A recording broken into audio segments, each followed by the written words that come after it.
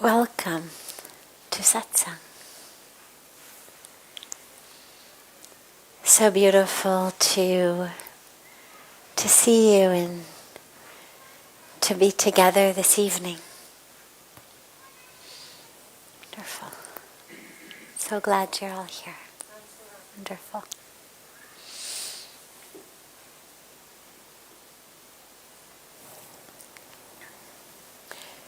We begin as always with a question that's come from our global family joining us online, who can't be here physically, but they are joining us in our Sangha through Facebook, through YouTube, through other channels, and they send questions in advance. So I always like to start with one of those to remind them that even though they're not physically here, they are with us in heart and spirit.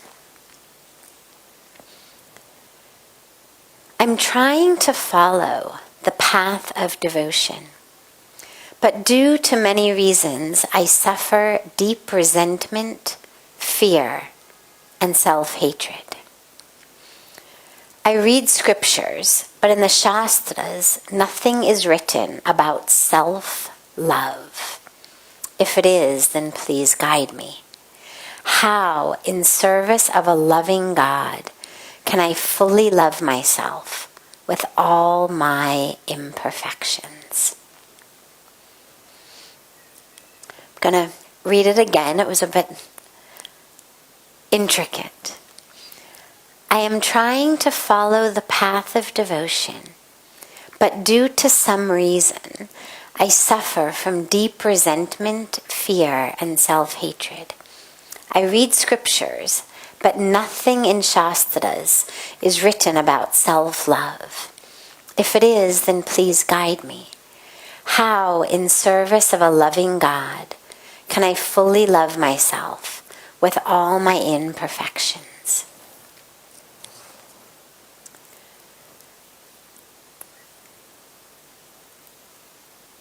The Shastras, in a way, you could say they are all about self-love. But they're about self-love of the capital S self.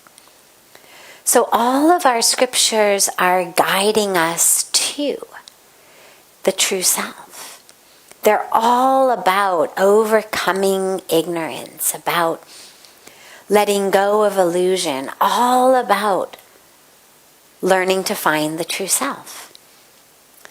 If you read the Upanishads, right, each of them in its own way is a different way of pointing us back inside to that which is real, that which is true, that which is eternal, that which is not born or dies, not changing, but actually that which is the truth.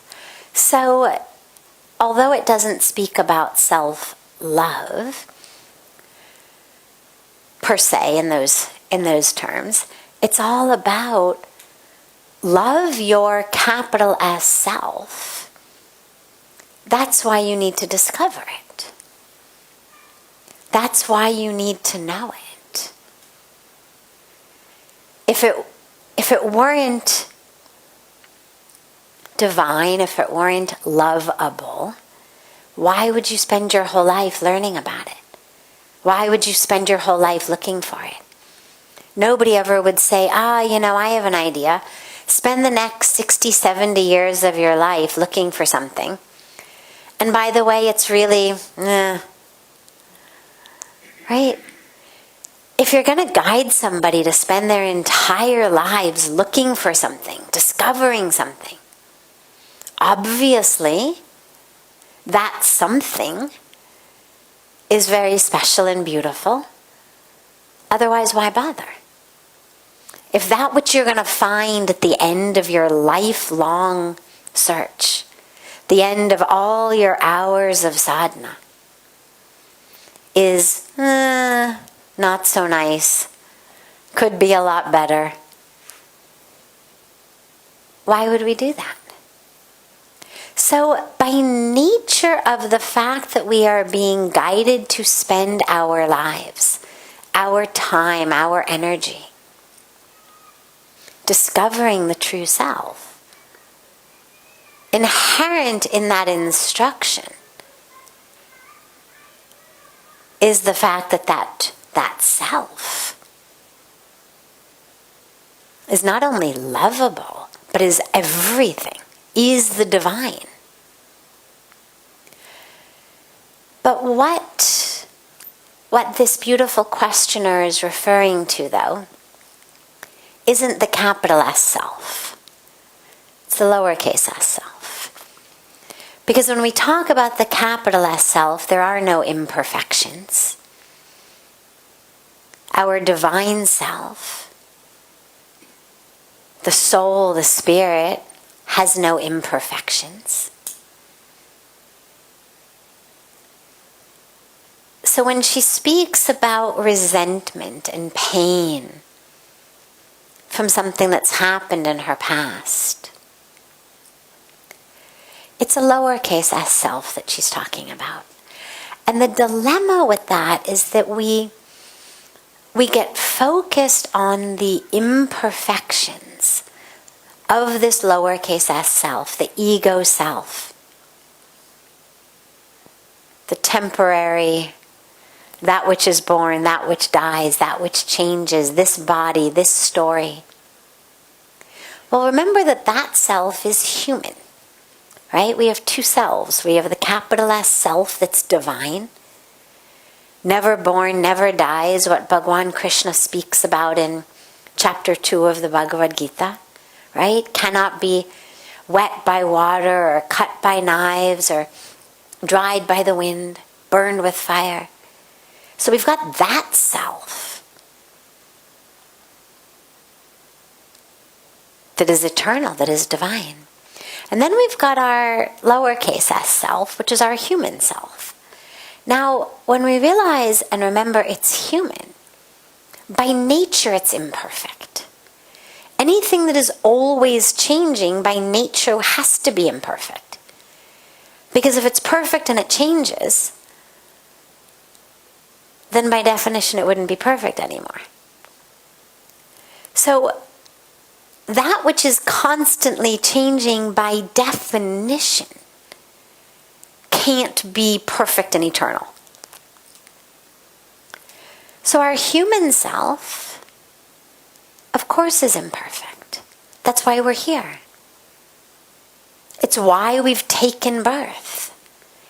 We're all here because we are working out some karmic package. We've got karmic debts of our previous births that we're here to work through. Some sweet fruit to eat, some not so sweet fruit to eat. By nature, the human self is a composition of that which we've learned, that which has happened to us, our families of origin, our cultures of origin, our experiences. They all create what we call sanskaras, or impressions, or patterns. Sometimes they become deep, we call them neuroses, pathologies. But it's all created by impressions that have been formed upon us, of people around us, experiences we've had, things that we've learned from the world, taken in from the world. So when you say you're imperfect, of course you are. You're human. Welcome to the human race. Nobody ever says, this human self must be perfect. What you offer to God is the imperfection of the humanness, with the awareness that God is perfect, which means that if God has created you, in God's eyes you are perfect. We see imperfections. Too tall, too short, too fat, too skinny, too dark, too fair, too this, too that. Get angry too much. Lose my temper, feel jealous, have depression, get frustrated, I'm lazy. And it's good to be aware of those things so that then we can work on them. But God isn't up there judging you. Because what God is seeing is God in you. So remember that in every moment that you're looking at your imperfections, you're literally saying, well, if I'm imperfect, it means God's imperfect, right? Because God's created me. And if I believe that God is perfect, then I have to believe that at least in God's eyes, I am perfect. Yes, you are. Yes, you are. I love that. Yes, you are. No, it's beautiful. It's beautiful. Yes, you are. And don't allow the past resentment, the past pain, to bind you today. That's your work that you've got to let that go. You've got to forgive. Forgive yourself, forgive others, forgive the universe. Whatever that experience was, you've had it, you've learned from it, it's changed you. Let it go. Not the lessons, keep the lessons. But let go of the resentment, let go of the pain, let go of the anger. I know the asker of this question, so I know that you have heard me speak so many times about my personal experience with that and how important it is to let go. And that we all can, not because what happened is okay, but because we deserve to be free. And all of the pain and all of the resentment and all of the grudges and all of the anger actually keeps us from being free. So whether it's something that you've done that you're feeling guilty about, whether it's something someone else did that you're feeling angry and a grudge about, either way, it's keeping you stuck. So you offer the imperfections to God. You offer everything to God with the awareness that God, the perfect, accepts it all. Not only accepts it, wants it, is waiting for us to come to God, to offer ourselves to God. As Pujya Swamiji always says, God doesn't open your old files. That when you go to God, whatever the past is, it's over. That all God is waiting for is for you to go to God with full surrender. And that God doesn't open the old file. So God's not going to go back and say, this thing. And so you need to let yourself become free of that. And to know that today you are this extraordinary, divine, amazing being. And whatever happened in the past has been a lesson, an impression. And now how to take that and be even stronger, even deeper, even more aware, even more compassionate. And offer it all to God. If He refuses to accept it, you come back and let me know. But He won't. I promise.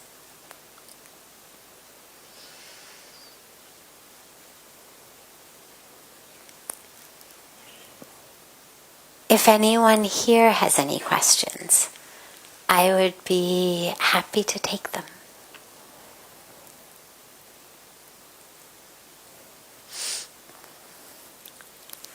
she's gone to sleep. Yes. He's going to just give you the microphone. प्रणाम. मैं हिंदी में पूछ सकती हूँ? हाँ, बिल्कुल. दो दुविधाएं हैं. एक तो ये कि सालों से हम देखते हैं, हजारों सालों से ऋषि मुनि गाय का दूध पी के भी तपश्चर्या करते थे, पर अभी वो वेगन का सब चला है ना, तो सब लोग बोलते कि गाय का दूध वो सब लेना भी हिंसा है, तो नहीं पीना चाहिए. तो अभी थोड़ा दुविधा हो गया है कि क्या करे. और दूसरी एक दुविधा है कि अभी सालों से हम बचपन से गंगा में दीप बहाते हैं, तो अभी 2 दिन पहले ही मैं इधर से ये अपनी आरती हुई, फिर सत्संग से मैं और आगे गई घाट पे, तो वहाँ एक महाराज जी कुछ आरती पूजा करवा रहे थे. तो उन्होंने बोला, वो आरती कर रहे थे, मैं बैठ गई वहाँ जाके, तो उन्होंने बोला कि आप गंगा में दीप बहाते हो तो वो भी एक प्रकार का कचरा है, क्योंकि दीप जब बुझ जाता है तो फिर कचरा हो जाता है. तो मैं आपसे प्रार्थना करता हूँ कि आप लोग गंगा में दीप ना बहाए. आपको गंगा की आरती करनी है तो दीप लगा के आप साइड में रखिए. तो अभी वो भी दुविधा हो गई कि अब बचपन से अब तक हम लोग बहाते थे, तो अभी क्या करना चाहिए. ये 2 दुविधाएं हैं, कृपा करें आप. बहुत बहुत धन्यवाद. प्रणाम. प्रणाम. Beautiful questions. Beautiful questions. यदि मैं आंसर्स अंग्रेजी में दूं तो समझ पाएंगे, है ना? Wonderful. Okay. आप हिंदी बोलते हैं ना तो बहुत प्यारा लगता है. बात यह है, अंग्रेजी में बोलते हैं ना तो मुझे वो हिंदी सुनना है. बात तो मैं थोड़ी सी हिंदी में भी बोलूँगी. बात यह है कि इतने लोग विदेश से देख रहे जो समझ नहीं पा रहे हैं, तो उनकी वजह से तो इसलिए सब कुछ अंग्रेजी में होता है. But she's asked 2 very beautiful questions, both related to things that she's been doing her whole life, or for even before her life, that now she's being told not to do. The first is, she said, for thousands of years, our rishis and munis and sages all extolled the benefits of milk from a cow, that this is nectar, this is amrit. But now people are saying, don't drink milk because it's violence. So that was her first question. We'll come to the second one after that.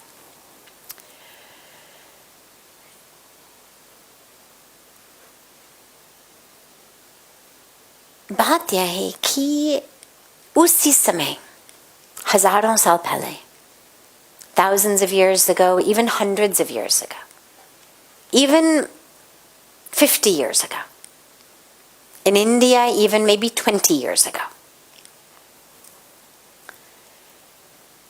the way that cows were kept was very different. Families had a cow. The cow was a member of the family. The cow was treated beautifully, fed beautifully, treated with love. When the cow had a baby, the baby would drink the milk first. Then, jo bacha hua tha, people drank it. The cows never were given steroids or anything like that. No chemicals, nothing. They were just given good food.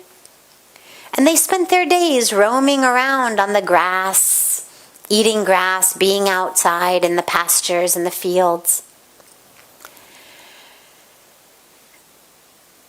Now what has happened is, and I don't know all of the history, but my guess would be approximately it's been going on in America maybe 50, 60 years or so. In the mid-1980s, a book was written in America called Diet for a New America by a man named John Robbins, who was the son of Baskin-Robbins ice cream. Okay, so very famous ice cream. His father was Mr. Robbins and his uncle was Mr. Baskin. So he wrote a whole book on the horrible way that the cows were treated in their dairy farms. So that was mid-80s. So say it had been going on, I don't know, maybe let's call it 20 years before that, approximately. Again, I'm not a historian on that. But in India, I think it's much more recent. In India, I'm going to guess and call it 20 years. Maybe 30. But in the scheme of thousands and thousands of years, 20, 30 years is nothing. But what's happened is that milk has become factory produced. The cows who give milk are born to give milk. They are kept inside in factories, chained at the neck, kept in boxes. They are injected full of steroids, injected full of antibiotics because the conditions are so bad they keep getting sick. Now, in order for a cow to give milk, she has to be pregnant. That's why she gives milk, the same way that women give milk. It's not just I'm a woman, so I'm going to give milk. Getting pregnant is what starts that process. Now, in traditional India, you'd have a cow, there'd be a bull, the bull would impregnate the cow the way nature intended. It was all very natural. The way that it happens now in these factories, and there have been so many documentaries done on this, it's basically rape. The men working in the factories, literally, kehna nahi chahiye, lekin aapne pucha, they literally take their arms and they stick them, they've got a needle, it's artificial insemination, but they literally stick, with no anesthesia, no nothing, they stick their arms all the way inside the cow and actually inseminate up into the uterus. And if you see in these videos, it's literally like they're raping women. If you hear what they are saying about these cows as they're doing it, just say a man would yell at a woman who he's raping in the same way these men are yelling at these cows as they are doing with their hands. Over the last 10, 20 years, there have been so many sting operations. So now these days it's even easier. But even before, so many people have gone in with cameras, with videos of what it's like. So milk has now become an industrially produced commodity. It's violent. And when the cows stop giving milk, because a cow only gives milk for a few years. It used to be she stopped giving milk. Tika. She still stayed. She was there. Now they are killed immediately. And they become beef. The dairy industry and the beef industry and the veal industry are all one. When that pregnant cow gives birth, her calves do not drink, not one drop, because that milk is money. The cows are taken away immediately at birth, and the cow cries. I mean, you should see these videos. You can hear these cows crying. It's a mother, she's given birth. Unki bachi hai. Immediately after birth, the child is taken away. And then, because veal is such an expensive commodity, you get a lot more money for a piece of veal than you do for a hamburger.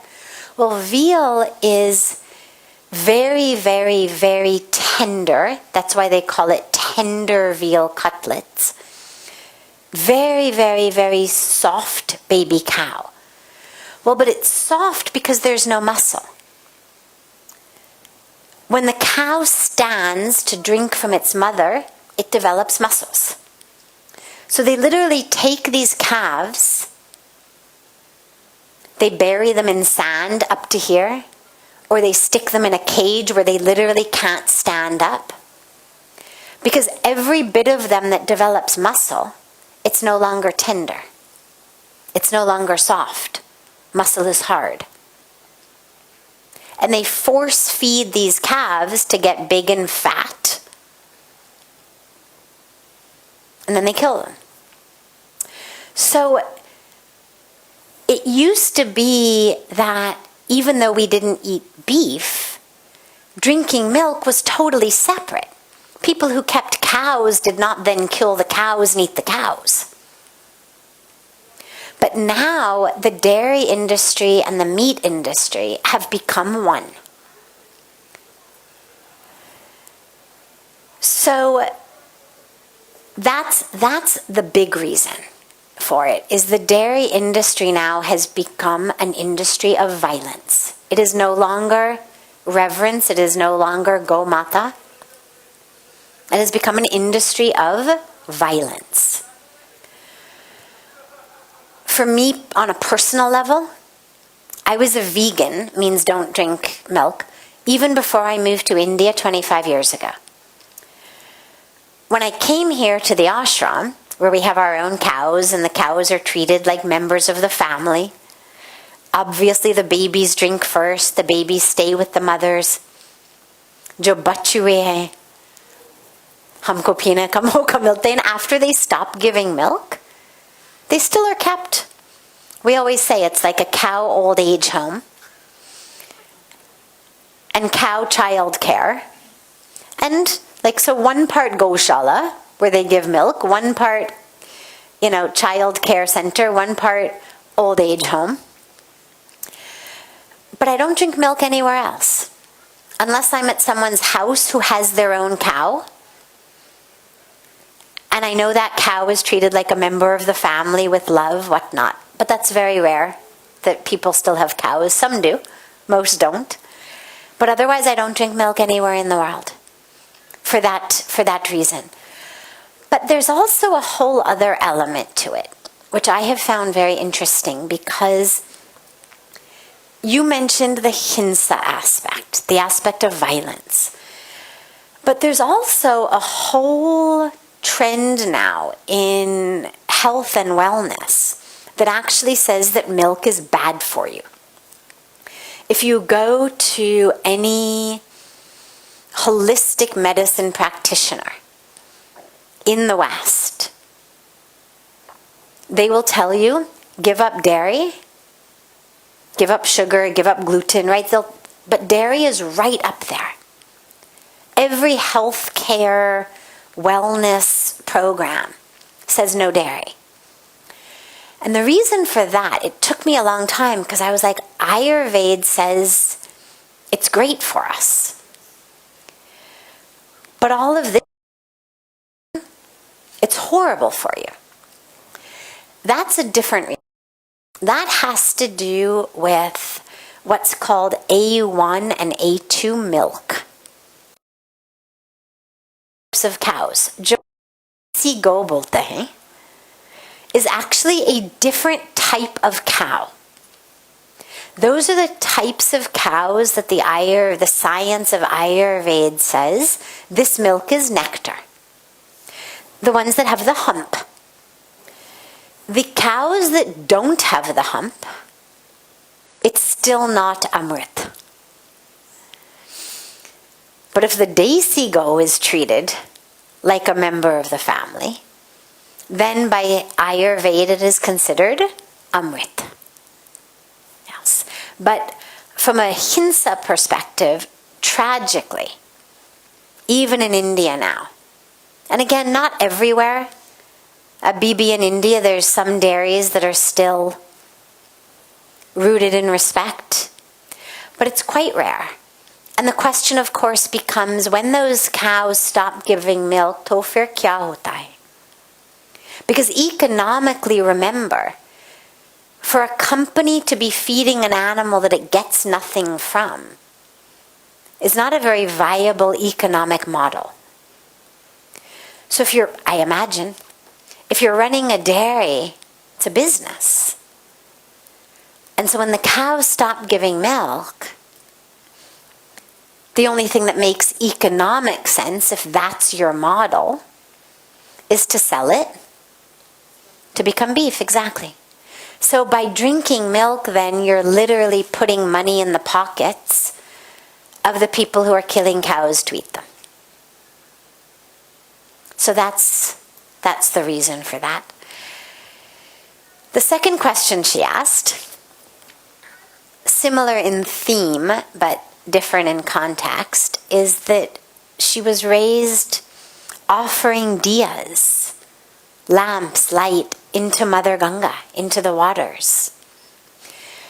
But here, when she went down to offer one, the priest there said, "Ki, please don't, because this is pollution in the river. And when that light gets extinguished, the whole candle, the diya, all of that, the whole boat you have floated it in, that becomes pollution." Now, there was a time, not that long ago, since India's been independent, in which our rivers flowed very high, very clean, very beautifully.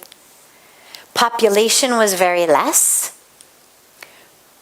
Water was much more. And chalo, you put in usi samay, wo sab mitti ki diya hote the. Usi samay there was no styrofoam. Nobody was putting aluminum foil diyas or styrofoam diyas. Hote nahi tha usi samay. At that time it was all eco-friendly anyway. It was a leaf boat, mitti ki diya. So anyway, those are biodegradable. Now it's all, even if the boat is made of leaves, the diya is in this metal thing. It's got plastic underneath it. So the diya itself is no longer natural and biodegradable. But also what's happened is that our rivers have become much lower. The water is much less. People are far too many. And so what's happening is between the sewage, between the industrial pollution, between the river water getting diverted to grow things like rice in places where we don't have enough water, but because chawal khana hai, the water level is very low. And the river is getting more and more polluted, so the pollutants are at a higher dilution. Agar itni si pollution or itni si jal, not a big deal. But jab itni si jal or itni si pollution, then we're stuck. So that's where we've been very, very vocal about not putting anything in Ganga. Anything in Ganga at all. Because the water is getting too polluted, too less. And so now it's become everybody's responsibility. Even flowers, which are biodegradable.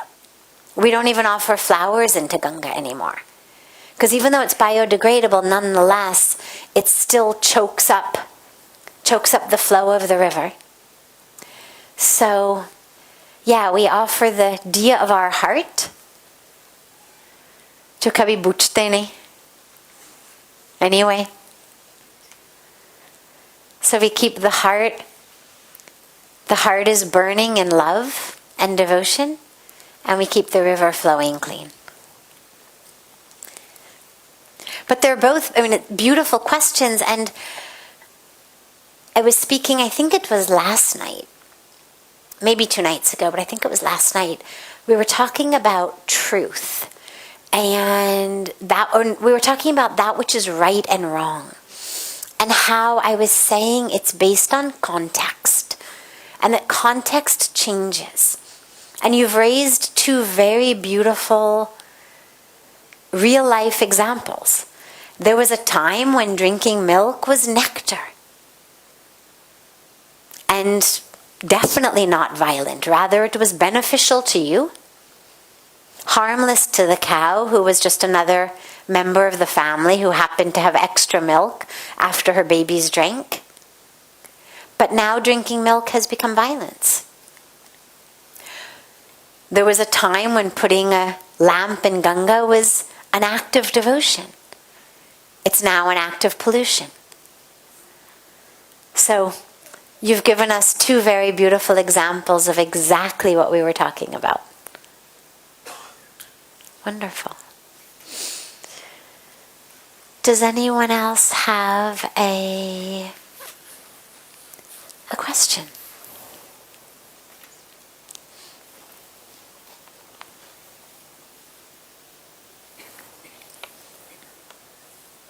Just one moment.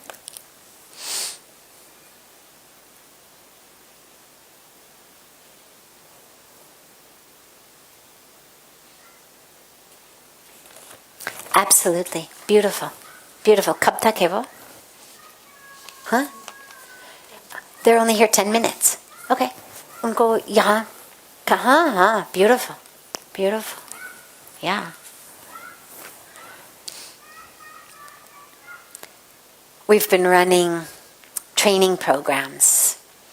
We do a lot of community training programs of primarily women and girls around life skills, around empowerment, around sanitation and hygiene and livelihoods and things. And she's our coordinator, and there's a whole group of ASHA workers who are here, who have been here in a training, and they were being shown one of the things that we do is in our menstrual hygiene awareness program is eco-friendly pads. Because when you've got no menstrual hygiene and no menstrual hygiene education, then you end up with girls who don't go to school, girls who end up having to drop out of school because they miss so much school during their menstrual periods that they end up dropping out. You end up with illness, you end up with disease, you end up with shame, you end up with disempowerment. So we've been doing a large campaign over the last several years around menstrual hygiene. But the answer is not as simple as maxi pads, because we're also very active in environmental protection and environmental cleanliness. And if you solve one problem, girls dropping out of school and women who are disempowered, with just maxi pads, then you just simply create a different problem, which is all of this pollution. And then, of course, a lot of the menstrual pad companies, they say, oh, well, we give incinerators along with it. And we think, well, then all you've done is you've taken land pollution and turned it into air pollution. So all we're doing is substituting one problem for another. We're not actually solving anything. So one of the things that we've been very active in is eco-friendly, reusable pads. So cloth pads that are reusable, eco-friendly. So turns out we had a whole bunch of them in our store, and I guess they were being shown them, and now all the women want them. So before they go, we can all go together after satsang and distribute them to them. She just wanted permission that we can distribute our stock of the menstrual pads to the women who are here. So we have time for one more question if anyone has one. Yes.